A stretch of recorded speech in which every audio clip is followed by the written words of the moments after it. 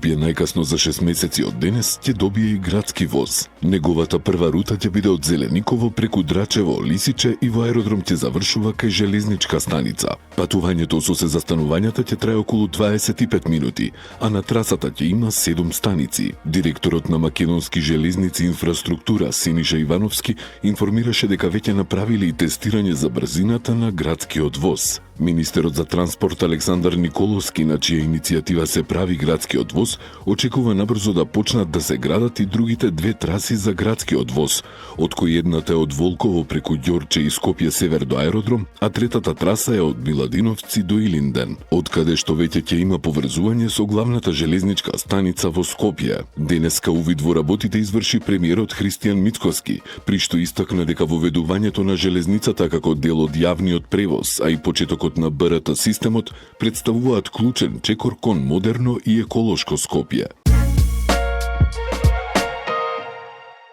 Синоќа од пред паркингот кај спортскиот центар Борис Трајковски тргнаа камионите и работниците да го чистат Скопје. Новиот градоначалник Орце Ѓорѓиевски во присуство на премиерот Христијан Мицкоски и скопските градоначалници го означи почетокот на голема акција за чистење на градскиот смет, кој е наталожен во огромни количини поради подолгото нефункционирање на јавното предпријатие Комунална хигиена. Чистењето на цело Скопје во првите 72 часа беше едно од неговите предизборни ветувања. Скопје мора да биде чист, достоинствен и уреден град. Ги мобилизиравме сите служби и во следните 72 часа ќе покажеме дека тоа е можно, изјави Ѓорѓиевски при стартот на акцијата.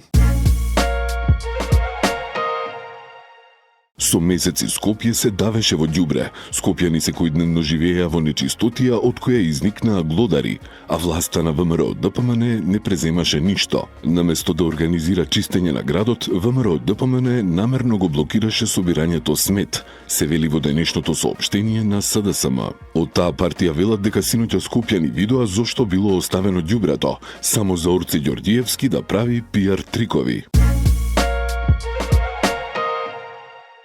Од синоќа конечно багери и тешка механизација влегоа и во огромната дива депонија Вардариште. Во рамките на големата акција на новиот градоначалник Ѓорѓиевски, под светла почна да се чисти површинскиот слој од ѓубре и на оваа скопска локација. Во наредниве денови ќе биде ангажирана и компанија која ќе започне процес на одгасување на депонијата, рече синоќа градоначалникот. Инаку токму од ова место долго време доаѓа големо загадување на воздухот во голем дел од Скопје поради палење на сметот. Поради тој отровен воздух, до неодамно имаше повеќедневни протести и блокади на сообраќајници од жителите на аеродром и Газибаба.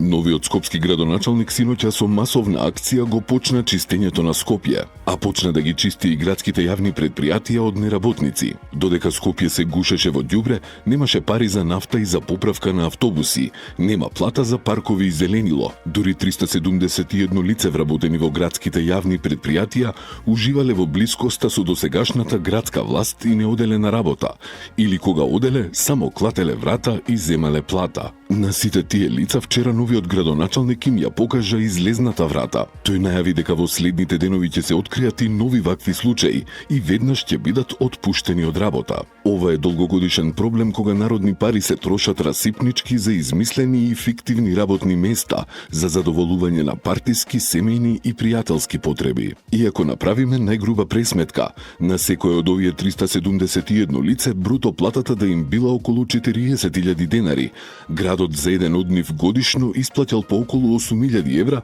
или над 2,7 милиони евра за сите. Огромни пари, а за никаква корист за Скопје. Ќе имали одговорност кај раководствата на јавните предпријатија, но и кај поранешното градско раководство, кои дозволиле ваквите состојби да траат со години. Скопјани очекуваат и да се поведе постапка сите работници и неработници да ги вратат платите назад.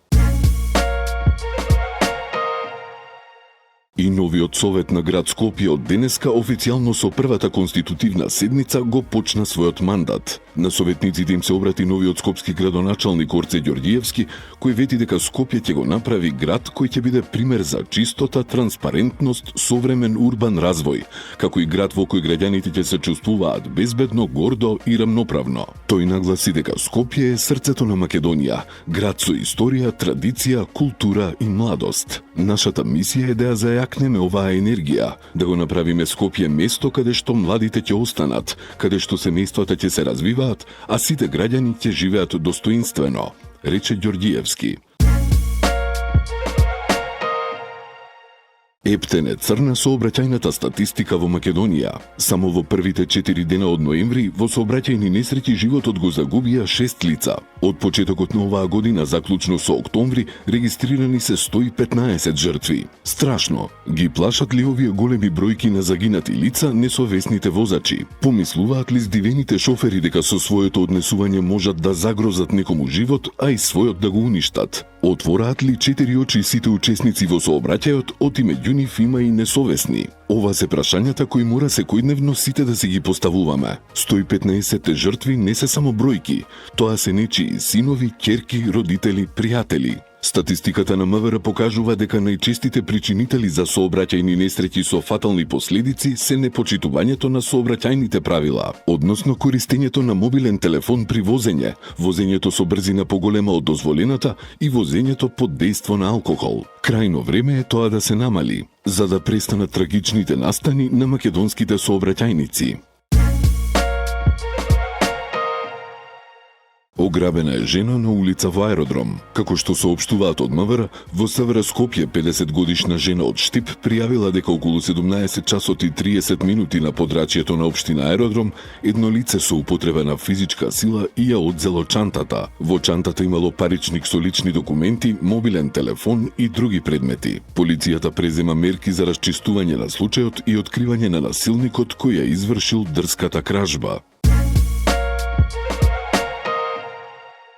Вечерва на сцената на Националната опера и балет со почеток во 20 часот ќе биде изведена операта Палјачи од италијанскиот композитор Руџеро Леонкавало. Приказната за љубовта, страста и одмаздата, преточени во операта Палјачи, на нашата сцена ќе се изведе под диригентската палка на гостинот од Унгарија Кочар Балаш, а во режија на Дејан Прошев. Со незаборавната арија, ова ремек дело го допира секое срце и потсетува дека изад маската на насмевката може да се крие болка. Палјачи представува едно од најемотивните и најизведуваните оперски дела во историјата.